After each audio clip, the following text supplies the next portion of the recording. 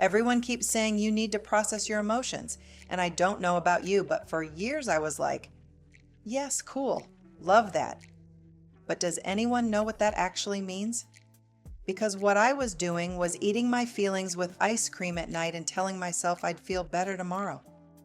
Spoiler alert, that's not processing emotions, that's avoiding them.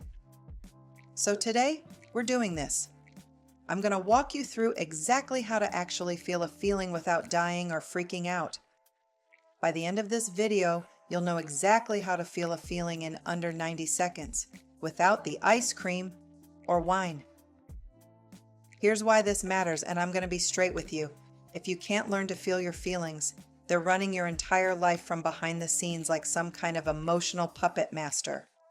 Think about it. You're stressed, so you scroll Instagram for an hour. You're anxious, so you pour that extra glass of wine. You're bored, so suddenly you're reorganizing your entire closet at midnight or online shopping for things you absolutely do not need. We're buffering. That's the psychology term for it. We're using food, alcohol, shopping, Netflix binges, whatever, to avoid feeling uncomfortable emotions. And here's the kicker. The discomfort of the feeling? It's way less painful than the life results you get from constantly running away from it. Because when you can't tolerate negative emotions, you pay the price. You overeat and then beat yourself up about it 20 minutes later. You procrastinate on your goals because you're scared of failing. You snap at people you love because you haven't processed your frustration. It all comes out somewhere. The question is, do you want to choose how or let your unprocessed feelings choose? Now, before you think I'm about to tell you to just think positive or some other nonsense, hang on, because what I'm about to share is actually the opposite. We're going to lean into the uncomfortable stuff. And yes, it sounds counterintuitive, but stick with me. This is where mind management gets really good. So let's bust a myth right now. Negative emotions are not a problem. They're not something you need to escape or fix or make go away immediately. Feelings are simply vibrations in your body, not prophecies, not emergencies, not signs you're broken, just physical sensations.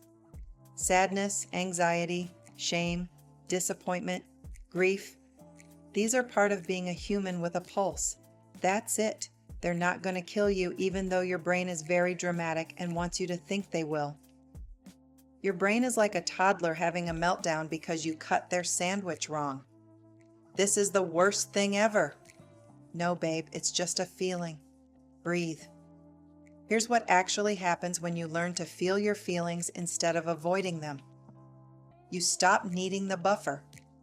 You don't need the wine, the snacks, the shopping cart full of stuff you don't need, because you can just feel uncomfortable a few minutes and survive it. I'll give you a real example from my own life. When my kids would leave for college after Christmas break, my house would go quiet in that way that hit me right in the chest. And instead of feeling sad, I did what a lot of us do. I stayed busy. I stripped beds, cleaned the house, stayed productive all day, pushing back the lump in my throat. And then at night, I'd sit on the couch eating ice cream, feeling heavy and off, but not letting myself actually feel the sadness. One year I decided to do something different. The minute the cars pulled away, I sat down. I noticed the sadness. I felt that tight, heavy feeling in my chest. I said, I'm sad to see my babies go, and I let myself cry for a few minutes. And then something wild happened. The sadness moved. I went about my day without that weight sitting on my chest, and I didn't need the ice cream to survive the night. And that, my friend, is personal growth. That's how you live a better life. Not by avoiding hard things, but by building your capacity to handle them. Want to know the 6 steps to start quieting your inner judge telling you that you can't handle it? Head to my website and grab my free guide. It's literally called 6 Steps to Quieting Your Inner Judge. Link in the description.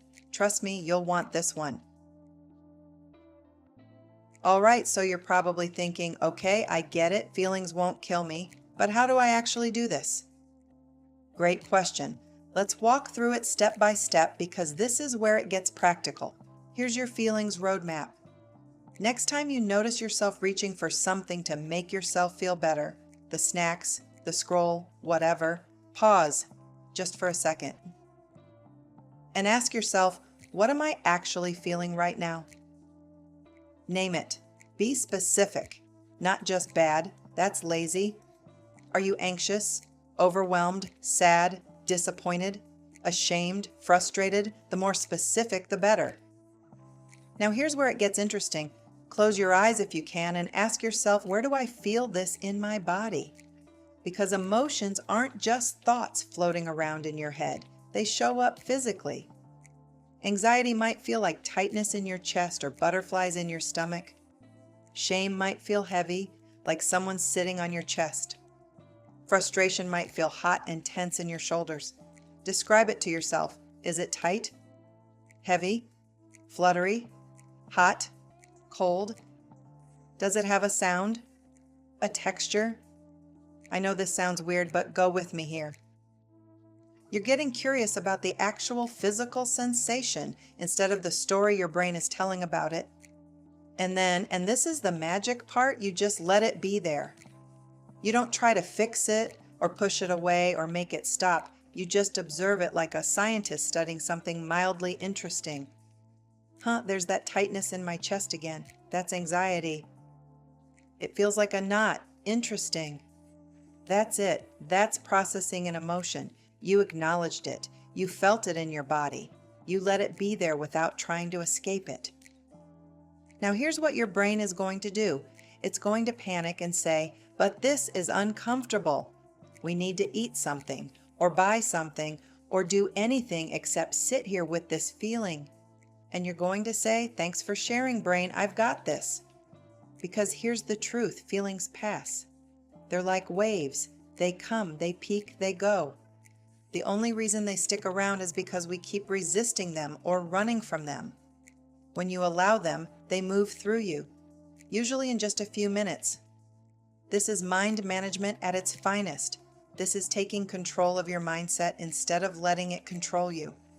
This is how you stop using food or anything else to avoid your life and start actually living it. And listen, this is a skill. You're not going to be perfect at it tomorrow. It takes practice.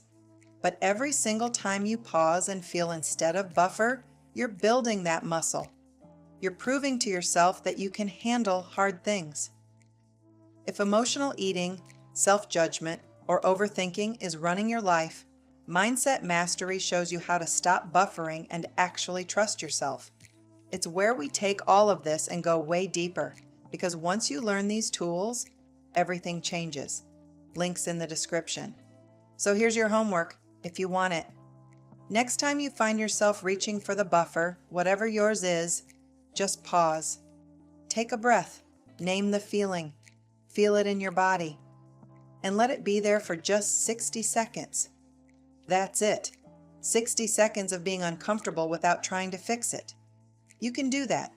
I promise you can. All right, friend, go feel those feelings. And grab that free guide if you haven't yet. 6 Steps to Quieting Your Inner Judge. Because that voice telling you that you can't handle this, she's wrong. You've got this.